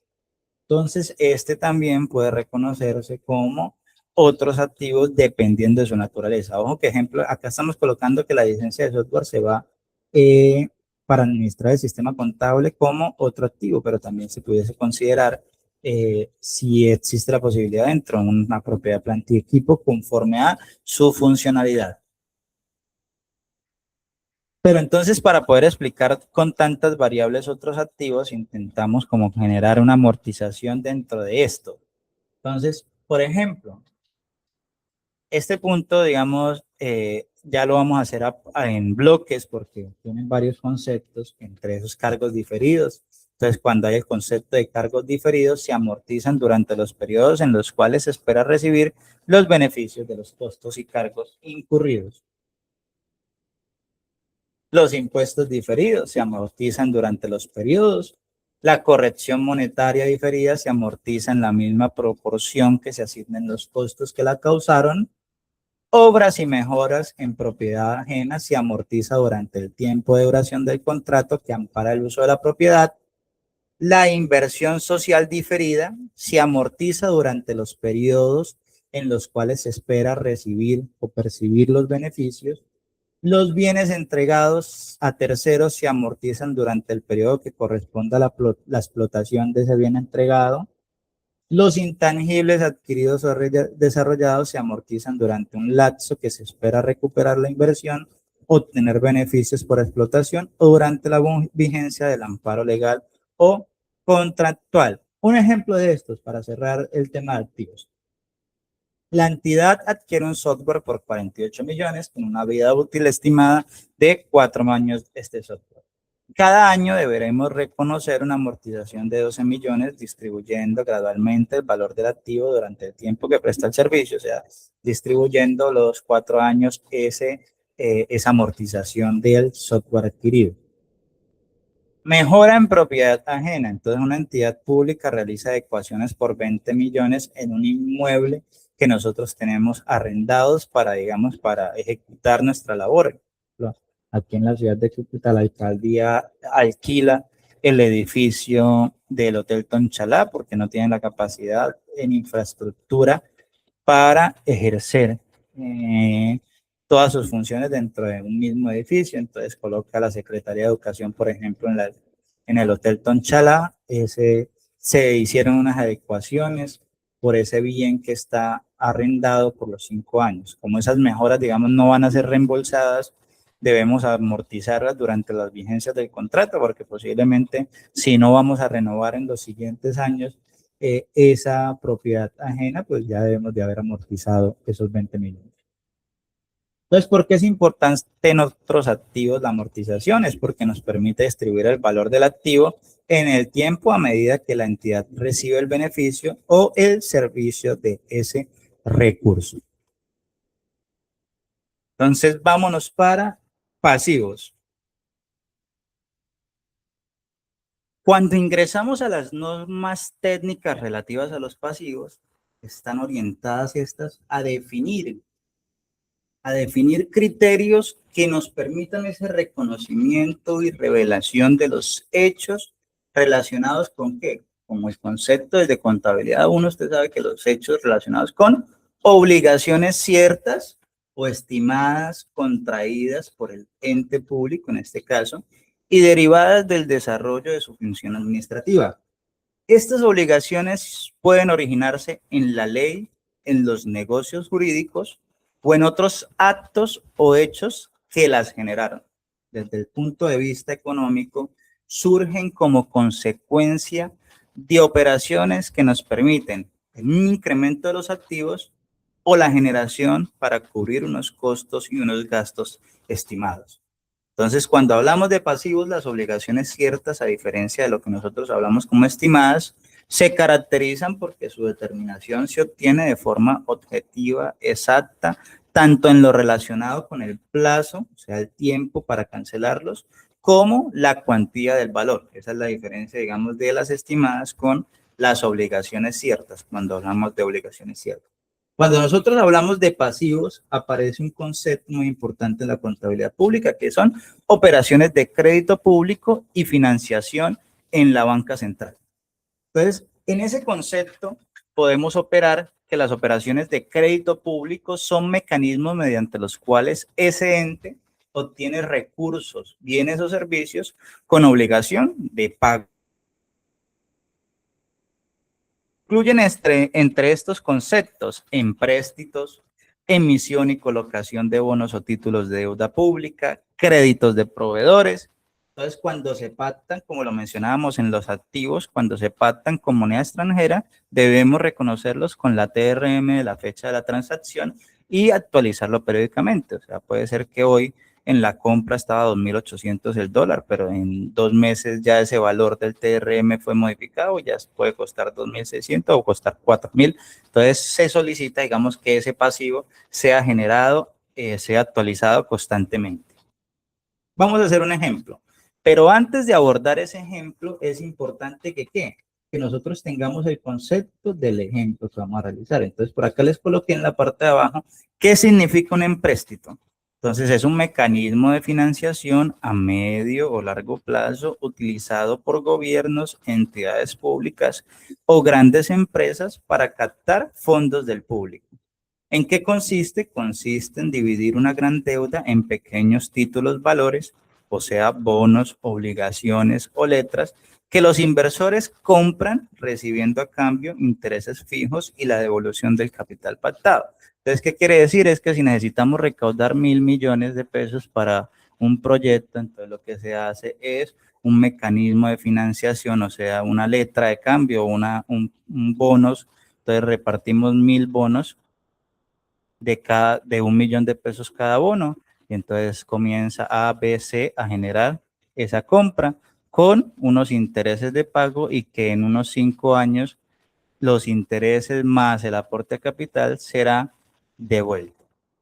Entonces, un ejemplo de estos, un departamento contrata un empréstito, o acá, contrata un empréstito por 5.000 millones para financiar obras de infraestructura. Ese valor se reconoce como pasivo por el monto desembolsado, o sea, los 5.000 millones. Aquí el ente público está obteniendo recursos hoy, pero asume la obligación de pagarlos después. Por eso hablamos de un pasivo derivado de crédito público. Entonces, cuando hay un préstamo, ¿qué concepto lo vamos a llevar? Operaciones de crédito público y financiamiento con banca central. Crédito público. Entonces, las operaciones de crédito público deben revelarse atendiendo criterios como lo son su origen, si son internas o externas, su plazo, si son cortos o largo plazo, la entidad que otorga el financiamiento, cuáles van a ser esos intereses, comisiones, descuentos, primas que deben presentarse por separado de la obligación principal. O sea, acá, por eso nos decía en el ejemplo acá que nosotros llevamos en el pasivo los 5.000 millones, porque en el concepto que le está diciendo que los intereses, las comisiones y los descuentos deben presentarse por separado de la obligación principal. Nosotros tenemos el empréstito de 5.000, pero estamos llevando la cuenta por separado de los intereses y las comisiones. Si la entidad actúa como garante, la contingencia se registra inicialmente en cuentas de orden y solo pasa a pasivo cuando se vuelve probable o real. ¿Qué quiere decir eso? Que si usted, una alcaldía, iba a hacer el préstamo de los 5.000 millones para infraestructura, pues nosotros la llevamos para cuentas de orden, o sea, cuenta de orden, y en espera a que ese crédito o ese empréstito se genere con la finalidad de ahí sí considerarlo un pasivo. Un ejemplo de esto, un municipio adquiere un crédito con un banco colombiano a 3 años. Se clasifica como operación interna y de largo plazo. No basta con decir que existe esa deuda como tal, también hay que demostrar de dónde viene, o sea, un banco colombiano, cuánto dura a 3 años y en qué condiciones fue adquirida, o sea, con una operación interna y de largo plazo. Pero nosotros no solo recibimos operaciones de crédito público con banca central, entonces aparece otras operaciones de financiamiento de instrumentos derivados con fines de cobertura de pasivos. Entonces, este concepto habla que estas son las operaciones que se utilizan para cubrir necesidades temporales de liquidez o atender obligaciones derivadas de garantías y compromisos financieros. Entonces, aquí se reconocen por qué. Se reconocen por el valor desembolsado si se trata de préstamos y por el valor nominal en el caso de que sean esos bonos o títulos. Si se pactan, como lo hemos mencionado anteriormente, siempre que se pacten con monedas extranjeras, se reconocen con el TRM de la fecha de la transacción. Entonces, vamos a ver un ejemplo de este concepto para tener mayor claridad. Una empresa pública con participación estatal obtiene un préstamo de 800 millones para cubrir necesidades temporales de caja mientras recibe transferencias pendientes. Esto normalmente ocurre, ejemplo, la alcaldía tiene unas obligaciones, unos costos fijos por equipo de planta. Bueno, Secretaría de Educación, más fácil. Secretaría de Educación ya del municipio debe pagarle a sus docentes, pero pues está recibiendo la alcaldía y no tiene, digamos, el empalme completo. Entonces, ¿cómo va a generar esos giros de recursos si no conocen su totalidad? Entonces, lo que hace es financiar por medio de un préstamo ese recurso y una vez comience a recaudar el predial, las estampillas, entre otros casos, pues ese dinero se va a llevar hacia el pago. Entonces, en pocas palabras, son necesidades a corto plazo. Entonces, acá se están o se contabilizan las necesidades que se cubren por medio de un préstamo, pero por medio de un pasivo a corto plazo. Entonces, aquí no estamos ante un crédito público tradicional, sino ante operaciones de financiamiento para sostener temporalmente esas liquidez temporales de la entidad, las liquideces inmediatas. Entonces tenemos, ya pasamos por un pasivo que son los préstamos de banca central, pasamos con los préstamos a corto plazo y ingresa un pasivo que es el general, el que conocemos, que son cuentas por pagar. Entonces, las cuentas por pagar representan las obligaciones adquiridas por la entidad a terceros, distintas a las que a las entidades financieras en desarrollo de su operación. Entonces, se reconocen por el valor total adeudado al momento de adquirir la obligación. Puede originarse ¿por qué? Por compra de bienes, por transferencias, por impuestos, por depósitos, por avances y otros más. Ejemplo de esto, una alcaldía recibe equipos de cómputo por 120 millones, pero al cierre solo pagamos 40 millones. El saldo pendiente se reconoce como cuentas por pagar. Esto normalmente se dan en los convenios interadministrativos. Entonces, cuando no se tiene el acta de terminación, pues la alcaldía no puede girar el último pago, entonces no, se va como cuentas por pagar. Entonces, la entidad ya recibió el bien o el servicio, pero aún no ha pagado todo. Esa diferencia constituye una cuenta por pagar que se debe de ser contabilizada, ¿no? En obligaciones laborales y de seguridad social integral. Entonces, estas obligaciones surgen de la relación laboral de la afiliación al sistema de seguridad social integral. Entonces, aquí se incluyen todo lo que es salarios, prestaciones sociales y aportes a seguridad social. Esto ustedes, digamos, quedarme en la llamada. Esto ustedes, por ejemplo, ya lo vieron en contabilidad 1 y en legislación laboral, creería que es liquidación de nómina, o bueno, por mi parte nosotros los explicamos contablemente cómo se plantea. Entonces se debe reconocer por el valor de las obligaciones a pagar y revelarse según su naturaleza salarial o prestacional. Ejemplo, al cierre del mes, una entidad pública deuda 90 millones por salarios y 28 millones por aportes a seguridad social. Ambos valores se reconocen como obligación laboral y seguridad social. ¿Por qué? Porque estos pasivos, la alcaldía o la institución, la entidad ya generó una obligación para sus trabajadores. Entonces, solo debe de sanear ese pago de la deuda del sistema de seguridad social y el pago de los salarios. Eso normalmente se da ejemplo fin de año, cuando no pasan las cuentas de cobro a tiempo o cuando eh, se hace cierre de mes. Entonces, en el siguiente mes se plasma la obligación laboral porque aún no se ha cancelado. Otros bonos y títulos emitidos. Entonces, esta categoría comprende los bonos y títulos emitidos para reconocer o sustituir obligaciones y no necesariamente para o para obtener recursos. Entonces, recuerden que en la primera que decíamos financiamiento de banca central, de crédito público y financiamiento por la banca central, hablábamos también de bonos o títulos de deuda pública, pero estos títulos acá se plasma cuando ese recurso fue destinado para financiar proyectos, en este caso financiar obras de infraestructura, para financiar o apalancar sus objetivos. Entonces, en este caso, otros bonos y títulos emitidos para reconocer o sustituir obligaciones y no necesariamente para obtener recursos. Entonces, un ejemplo de esto son ¿qué? Bonos pensionales, títulos de devolución de impuestos, reembolsos tributarios. Un ejemplo práctico es que una entidad reconoce un bono pensional a favor de un servidor público.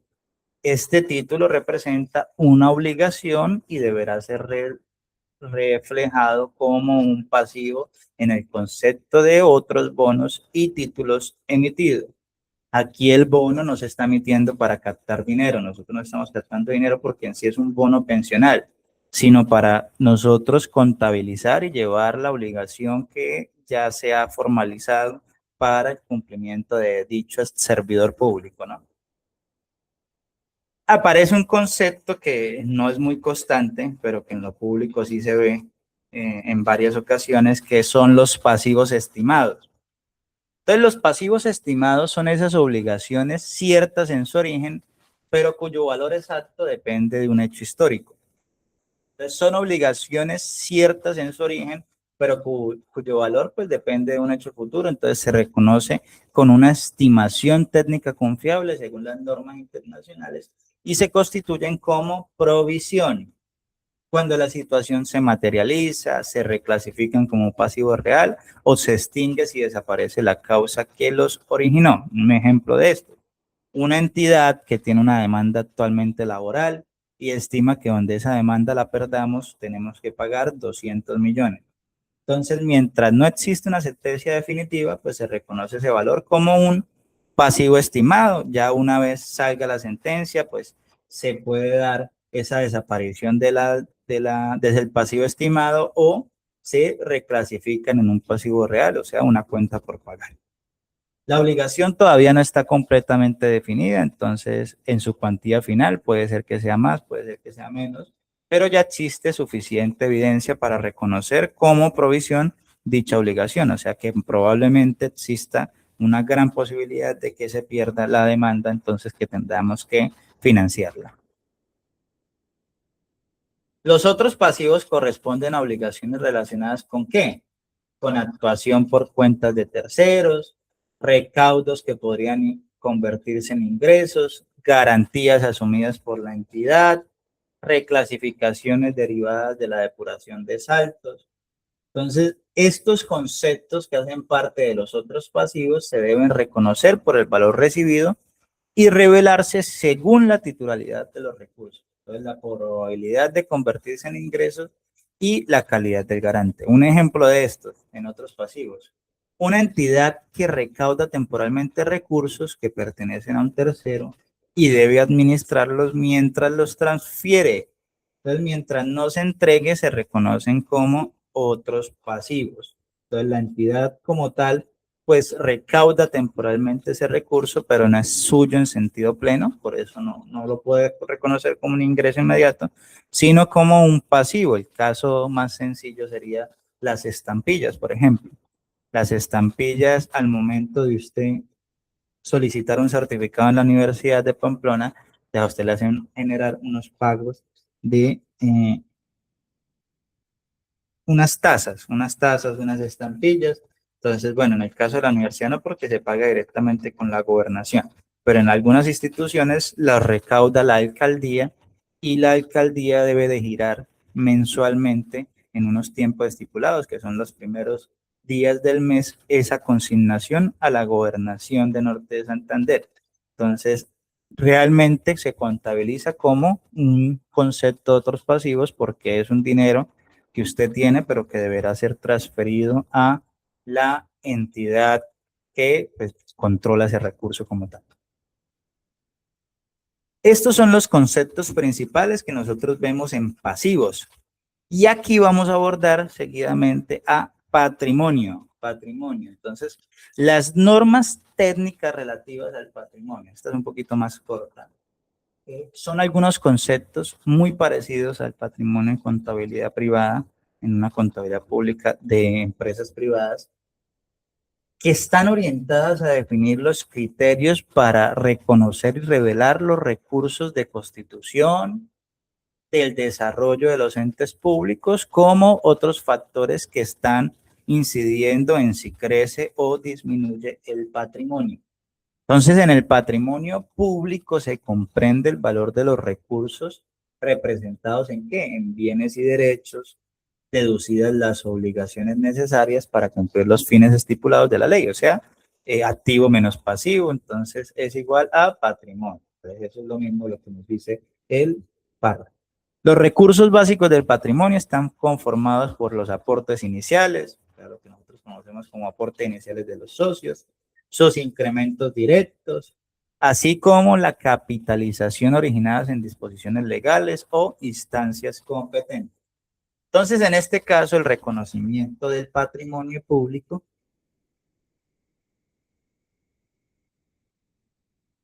eh, debe considerarse, el patrimonio debe ser consciente con el que los demás cuentas del balance y cuáles de estos les están dando origen. Uno de estos primeros conceptos hace parte de los factores en el comportamiento patrimonial.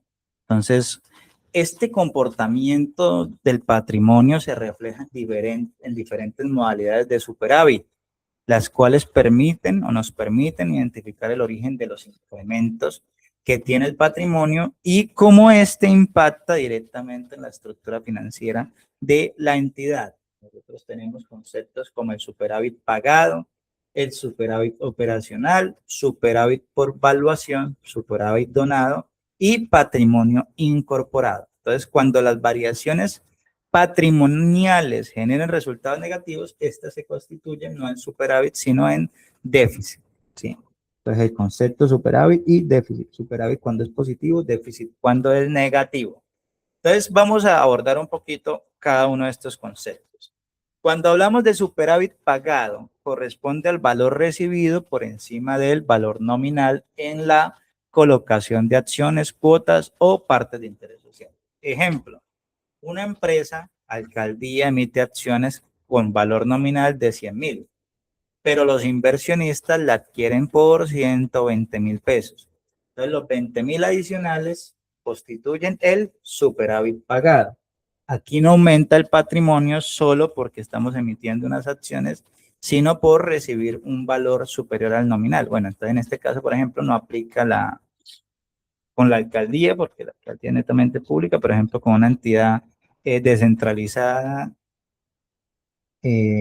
por ejemplo, Aguas Capital o una entidad que se encarga de centrales eléctricas, que hay un patrimonio o su socio principal viene siendo la ciudad, el municipio, pero pues también tiene entidades privadas que hacen parte de la sociedad. Entonces se emitieron unas acciones y esos empresarios pues adquirieron las acciones en 120.000, pero el valor nominal de la acción estaba en 100.000 pesos cuando la institución decidió emitirla. Entonces ahí se recibe un excedente y se reconoce en el aumento del patrimonio como un superávit pagado.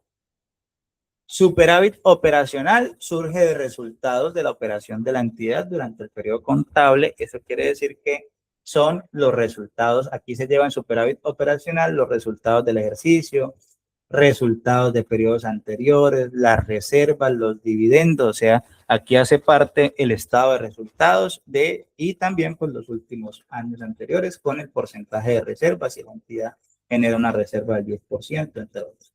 Entonces, un ejemplo de esto es que una entidad descentralizada, entonces el acueducto metropolitano, cierra el año con ingresos de 5.000 millones y sus costos y gastos en su estado de resultados son 4.200 millones. O sea, tiene una utilidad neta de 800 millones. Entonces, estos 800 millones se reflejan como un superávit operacional.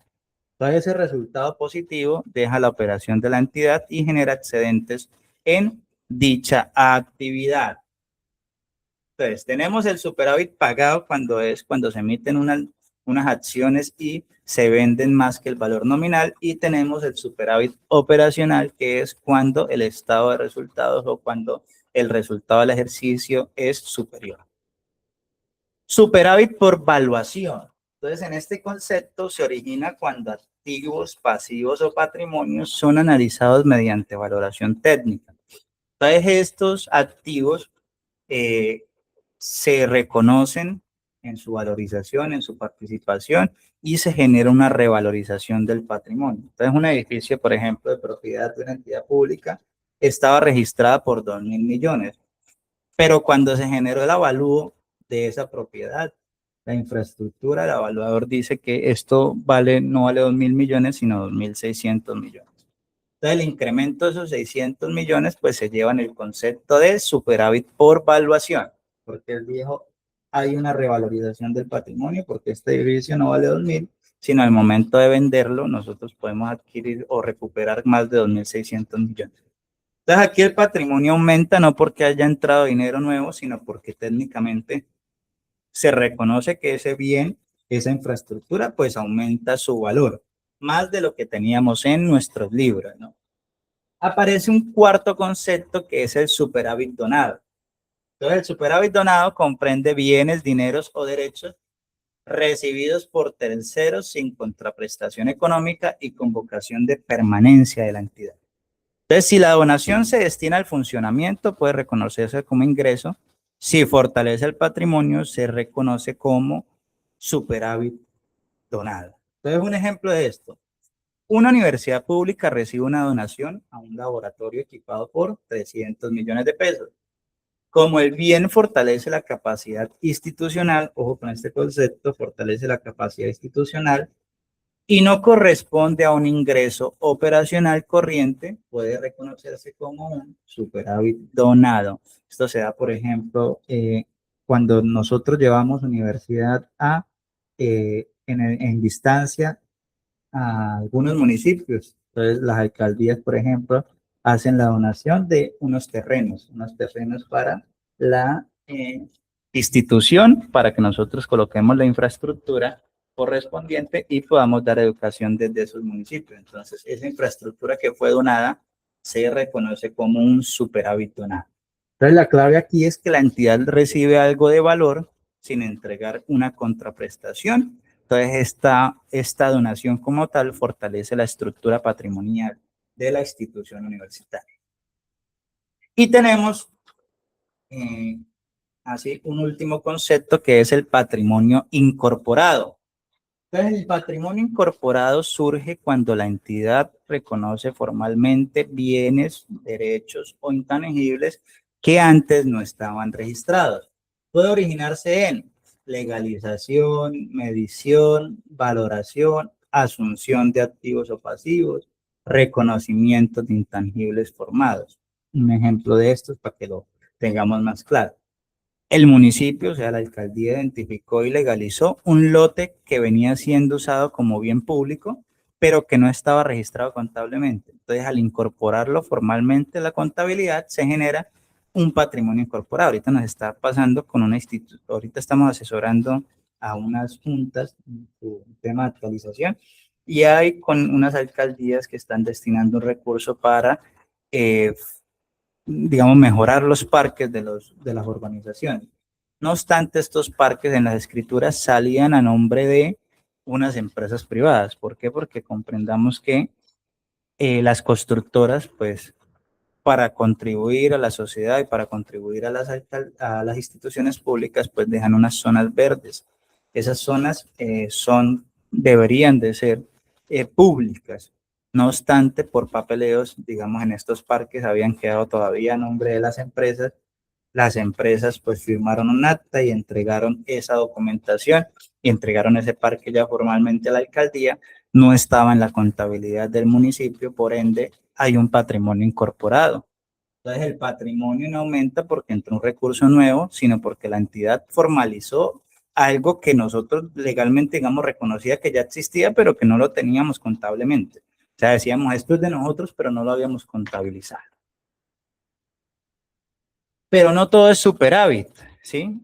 Hay años que no nos va muy bien y normalmente, digamos, puede presentarse un déficit patrimonial. Entonces, ese déficit aparece cuando las variaciones del patrimonio generan es un resultado negativo. Entonces, aquí nosotros que reflejamos la disminución del patrimonio causado, por ejemplo, cuando hay pérdidas en las operaciones, cuando hay deterioros, cuando hay ajustes por valorización, cuando hay decisiones que reducen el patrimonio. Ejemplo, una empresa pública registra pérdidas acumuladas por 1.200 millones. Y además nosotros reconocemos el deterioro en activos por 300 millones. Entonces nosotros registramos pérdidas acumuladas. En los últimos años hemos generado pérdidas de 1.200 millones y aparte hay un deterioro de nuestros activos de 300 millones. Esta disminución pues nosotros lo reflejamos en el patrimonio como déficit patrimonial. Así como el patrimonio crece cuando hay un concepto de superávit, pues también hay que hacer la disminución del patrimonio cuando hay un déficit patrimonial. Entonces, cuando las variaciones son negativas, hablamos de dicho déficit. Pero nosotros, ¿cómo revelamos estos conceptos de patrimonio? Entonces, el patrimonio público se revela según naturaleza de la entidad. Hacienda pública cuando son entidades de sector central y patrimonio institucional en entidades que son descentralizadas. Discúlpenme ahí por el choque. Entonces, cuando nosotros veamos que hay un concepto de hacienda pública, entonces ustedes sabrán que es un sector centralizado, o sea, los municipios, alcaldías, gobernaciones. Y cuando hablamos de entidades descentralizadas, un caso particular es, por ejemplo, universidad. Entonces, esta distinción, otra entidad descentralizada es el acueducto metropolitano, el área metropolitana, entre otros. Esta distinción, digamos, permite presentar la estructura patrimonial conforme a la organización jurídica y administrativa del ente público. Entonces, ustedes ya pueden reconocer si esta entidad es centralizada o descentralizada leyendo los estados financieros de esta. Por ejemplo, el patrimonio de la alcaldía municipal se revela como hacienda pública, el de una empresa social del Estado, un establecimiento público, ejemplo, el hospital descentralizado, se revela como patrimonio institucional. No todas las entidades públicas muestran el patrimonio con la misma denominación, depende de si pertenece al sector central o al descentralizado. Entonces, un ejemplo, hacienda pública. El patrimonio de una gobernación o de un ministerio se presenta como hacienda pública porque corresponde al sector central. Aquí estamos hablando del ministerio, gobernaciones, alcaldías, donde su fin principal se orienta al cumplimiento de ¿qué? De unas funciones estatales. Pero cuando hablamos de patrimonio institucional, entonces ya sabemos que es entidades descentralizadas. Entonces aquí nosotros, por ejemplo, la empresa industrial y comercial del Estado o un establecimiento público se revela como patrimonio institucional porque ésta tiene una estructura propia dentro del sector descentralizado. Entonces, a diferencia de Hacienda Pública, aquí estamos ante entes con autonomía patrimonial, o sea, con empresas públicas, establecimientos descentralizados que tienen que velar por la operatividad no solo de las funciones estatales, sino también del cumplimiento de unas metas, porque tenemos accionistas, entidades privadas, entre otros socios. Entonces, para cerrar esta capacitación, muchachos, este encuentro de tutoría, tenemos una tabla en la izquierda que es el patrimonio institucional, cómo está conformado. Entonces, tenemos el capital social, que un ejemplo es que una empresa de servicios públicos mixta se constituye con aportes públicos y privados por 2.000 millones. Ese valor se reconoce como capital social porque corresponde a los aportes de constitución de esta entidad. El capital autorizado y pagado, eso ustedes lo vieron en contabilidad 3, o bueno, yo lo explico en contabilidad 3. El capital autorizado pagado es que una sociedad de economía mixta autoriza un capital de 5.000 millones, pero al inicio solo suscribe y paga 3.500 millones. El valor efectivamente entregado por los socios se refleja como capital autorizado y pagado. Por ejemplo, usted se compromete a generar la constitución de una empresa con un cierto valor, pero pues se dan unos montos, se dice paguemos tanto de capital ahorita y tenemos un plazo de 30 días o 60 días para generar la consignación del restante. Entonces, en este caso, tenemos el capital autorizado y pagado. Capital fiscal, entonces acá les está dando los conceptos, ¿no? Corresponde a los aportes otorgados para la creación y desarrollo de los establecimientos públicos y también la acumulación de los traslados a otras cuentas patrimoniales. Un ejemplo, un establecimiento público departamental recibe recursos del Estado para su creación y funcionamiento por 8.000 millones. Estos aportes, junto con traslados desde otras cuentas, se reconocen como capital fiscal. Por ejemplo, ahorita en las noticias que se va a constituir una empresa para que lleve los servicios de agua. ¿Por qué? Porque se acabó el convenio, entonces que la idea es que sea operativa desde lo público. Entonces, la alcaldía, como o ejemplo el centro tecnológico, que es un centro de formación tecnológica del municipio, entonces la alcaldía, para constituirlo, pues debió de girar un capital. Entonces, ese se le reconoce como un capital fiscal. Y el capital de fondos para fiscales representa los recursos públicos recibidos para un sector específico que por ley son administrados por particulares. Ejemplo, un fondo para fiscal para el sector agropecuario. Entonces ahí se administran recursos que se recaudan por ley, pero que pueden ser destinados netamente para apoyar proyectos productivos del sector agropecuario. Entonces estos recursos se reconocen como capital de fondos para fiscales. Entonces ahí es donde se lleva el concepto de capital de fondos para fiscales porque tienen destinación específica. Entonces, para finalizar, en el balance general que conocemos como estado de situación financiera, es un estado contable básico. Entonces, en ese estado de situación revelamos la totalidad no solo de los bienes que estamos mirando como activos, que son sus derechos, sus obligaciones, que lo vimos como los pasivos, pero también estamos llevando la situación del patrimonio. Nos dicen, ven, recuerde que cuando usted esté generando la revelación en los estados de situación financiera, o sea, en el balance general, lleve separado el capital social autorizado, fiscal y de fondo. Con esto nosotros abordamos, muchachos, activo, pasivo y patrimonio en contabilidad pública. La idea es que en el siguiente encuentro veamos unos ejercicios sobre desde la práctica, ¿sí? Seguidamente, en cada uno de nuestros encuentros tenemos un cuestionario, una actividad. Entonces, la invitación es a resolverla porque ya se las habré dejado Vamos por acá, vamos a activar ahora sí cámaras. Entonces, por acá les menciono la actividad en clase ya debió de ser enviada. Entonces, la invitación es a resolverla, a resolverla. Ustedes ya tienen unas fechas claras para que la resuelvan. Entonces, la invitación, que vean la grabación de la tutoría de la unidad 3 que aún no ha sido abordada en su totalidad. Nos faltan ingresos, costos y gastos y cuentas de orden en la contabilidad pública con unos ejercicios prácticos y entraríamos a MIPG, que es control fiscal, para abordar, digamos, todas las temáticas de contabilidad pública y finanzas. No siendo más, muchachos, nos vemos en el siguiente encuentro.